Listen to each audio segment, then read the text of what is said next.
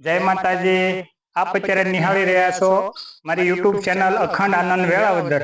તો મિત્રો આ નવરાત્રી ચાલી રહી છે, તો દડુભાઈ મને મળ્યા એટલે મેં કીધું હાલો આપણે માતાજીના દર્શન કરવા જઈએ। તો અમે અહીંયા આપ જોઈ શકો છો અમારા જ ગામના મકવાણા પરિવારના કુળદેવી માં ચામુંડાના દર્શન કરવા જે અમારા ગામના પરવીનભાઈ શ્યામજીભાઈ મકવાણાના ઘરે એમનો મઠ આવેલો છે, ત્યાં દર્શન કરવા આવ્યા છીએ મિત્રો। તો તમે પણ માતાજીના દર્શન કરો। જય મા ચામુંડા, જય માતાજી, જય માતાજી, જય મા ચામુંડા, જય માતાજી, જય માતાજી।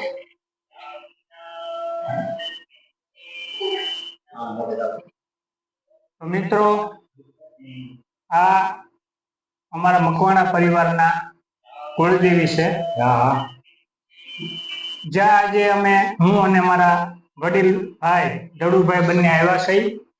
તો આપ જોઈ શકો છો કે આ એમના કુળદેવીના ફળા છે, અને આ જે પરવીનભાઈ બેઠા છે તે એમના કુળદેવીના ભુવા છે, આ એમના ભત્રીજા છે, અને પરવીનભાઈ છે એ રાખડીબંધ ભુવા છે મિત્રો, અને આ ભાઈ જે એમના ભત્રીજા છે ધર્મેશભાઈ મકવાણા તે પઢિયાર ભુવા છે। તો હવે આપણે માતાજીના દર્શન તો કર્યા, હવે આપણે પરવીનભાઈને પૂછીએ કે ભાઈ આ મઠ તમે ક્યારે બનાવ્યો, અને અહીંયા જે આપ જોઈ રહ્યા છો જે મા ચામુંડાની મૂર્તિ છે, તો એ મૂર્તિની પ્રતિષ્ઠા ક્યારે કરી, તો ચાલો આપણે હવે પરવીનભાઈ પાસેથી જાણીએ।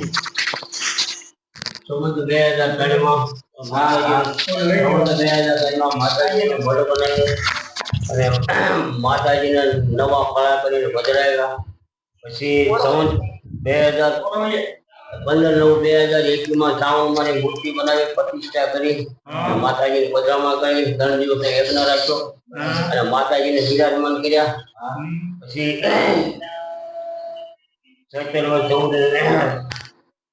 યજ્ઞ કર્યો મોટો, માતાજીની પ્રતિષ્ઠા કરી, માતાજીને પધરાવ્યા। પછી અમારા સતી માતાના પધરામણી કરી।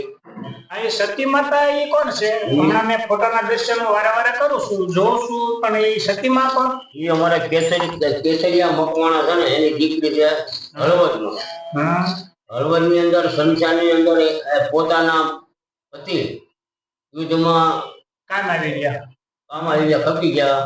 પછી એનું ધડ એટલે શીશ માથું ખોળામાં લઈ અને મંત્ર બોલી અગ્નિ પેટાવીને સતી થયા। સતી થયા, ઠીક, હા, એનો ફોટો સતી માં 1918-1952 ઘણા વર્ષો વીતી ગયા, એમનો ઇતિહાસ। તો તમે માતાજીના આ જવારા આ શું હોય છે? જવારા આ કે દિવસે તમે વાવ્યા હોય? નવરાત્રીના પહેલા દિવસે। આ તો જો એકમ ને સોમવારે પહેલા દિવસે સારા સોગડિયામાં આપણને કરવું પડે કોમ ગણાનું। અને શું કહેવાય, કળશ થાય તો એમ કહેવાય?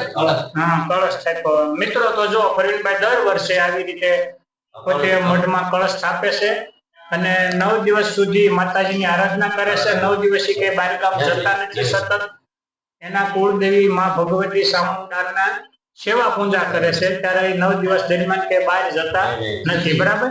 પછી છેલ્લા દિવસે શું કરવાનું? અને પછી સારા સોગડિયા લોય પૂજા પાઠ કરી અને આ જુવારા તોડીને માની આગળ પધરાવવાના, પછી નદીની અંદર પધરાવી દેવાનું। તો જો મિત્રો આપણે આજે માં ભગવતી રાજરાજેશ્વરી ચામુંડા માતાજીના દર્શન કર્યા, પણ કેવી ચામુંડા જેનું કવિ વર્ણન એક દુહામાં કરે છે, તો હું અહીંથી રજૂ કરું મારી વાણીને પવિત્ર કરવા માટે એકાદો દુહો માના ગુણગાન ગાઈ નાખું।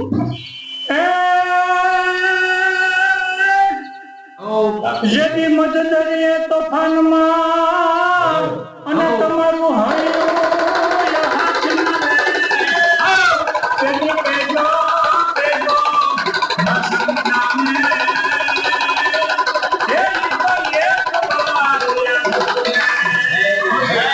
પછી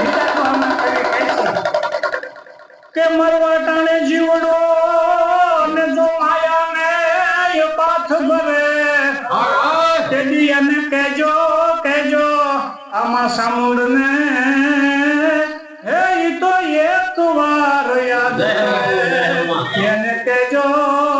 કહેજો કે માં સામુંડને